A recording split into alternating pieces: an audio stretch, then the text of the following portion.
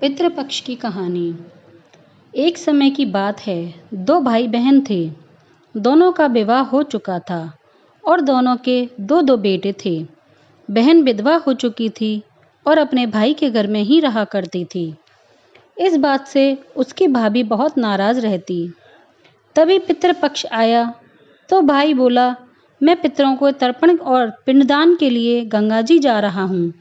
ऐसा कहकर वो गंगा जी के लिए चला गया। भाई के जाते ही भाभी ने बाहर खेत में ननद और उसके बच्चों के लिए झोपड़ी डलवा दी। अपने बच्चों के साथ वह झोपड़ी में रहने लगी। सुबह शाम भाई के घर जाकर घर का सारा काम कराती थी। बदले में भाभी बचा कुचा उसे खाने को दे देती थी।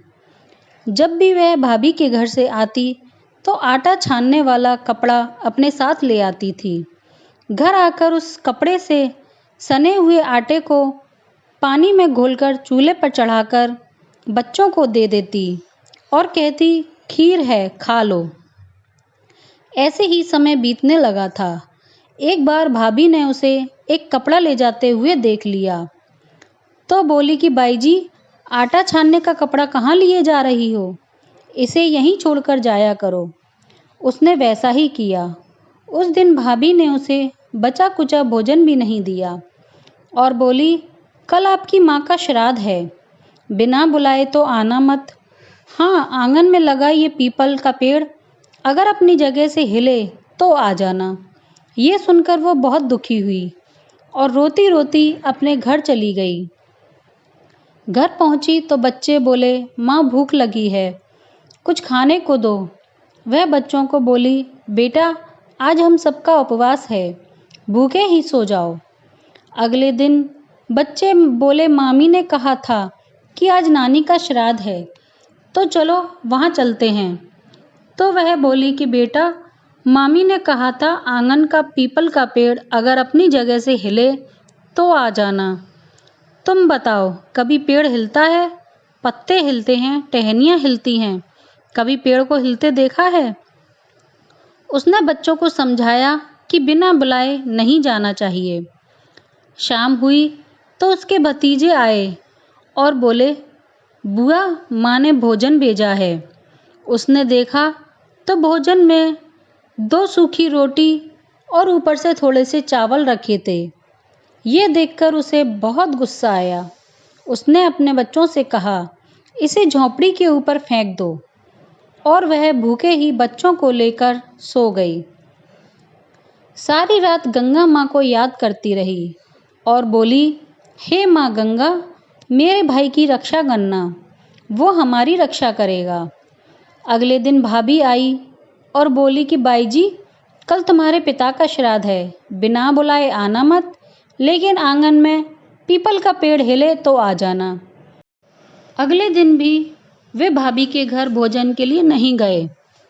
शाम को फिर उसके भतीजे आए और 2 सूखी रोटियां चावल के साथ दे गए। उसने फिर वह रोटी और चावल झोपड़ी के ऊपर फिकवा दिए और भूखे ही बच्चों को लेकर सो गई और सारी रात रोती रही, माँ गंगा से प्रार्थना करती रही। इसी तरह पितृपक्ष के 16 दिन बीत गए और उसका भाई वापस आया तो उसने देखा उसके घर के आंगन में कीचड़ ही कीचड़ भरा है। वो अपनी पत्नी से पूछने लगा, ये कीचड़ कैसा है? मेरी बहन और भांजे कहाँ हैं? तो उसकी पत्नी बोली, श्राद्ध के पूरे 16 दिनों तक मैंने तुम्हारी बहन और भांजों के पैर कच्चे दूध से धोए हैं, इसीलिए यह कीचड़ हो रही है। तुम्हारे पीछे से मैंने उनकी खूब सेवा करी, खीर पूड़ी खिलाई, फिर भी वो मुझसे नाराज होकर खेत में झोंपड़ी बनाकर रह रही है। भाई खेत पर पहुंचा तो वहां देखता है कि वहां कोई झोंपड़ी नहीं है, बल्कि एक आलीशान महल बना हुआ था, जिसके आंगन में उसके भतीजे खेल रहे थे। उसने जाकर अपनी बहन से कहा, बहन, ये सब क्या है? तब उसने अपने भाई से सारी बात बताई और बोली, भाई, जो तेरे आंगन में कीचड़ है वो कच्चे दूध से नहीं, बल्कि भाभी के व्यवहार से, जो मैं दिन रात रोती थी, उन आंसुओं का कीचड़ है। माता पिता के श्राद्ध पर भाभी ने कहा, पीपल का पेड़ हिले तो आ जाना, बिना बुलाए मत आना। पीपल का पेड़ हिला नहीं तो हम भी गए नहीं। और शाम को उन्होंने 2 रोटी और चावल भिजवाए, जिससे गुस्से में मैंने झोंपड़ी के ऊपर फेंक दिया।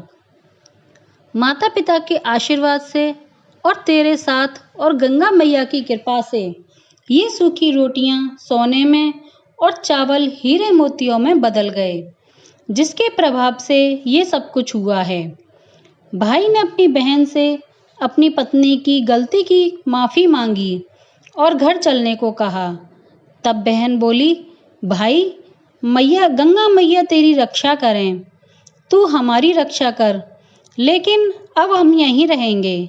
ये सुनकर भाई ने अपने माता पिता को याद किया और बोला, मेरे पितरों, जैसे मेरी बहन भांजों की रक्षा करी वैसे ही सबकी करना, जैसे उनके दुख काटे वैसे सबके काटना, सबकी रक्षा करना।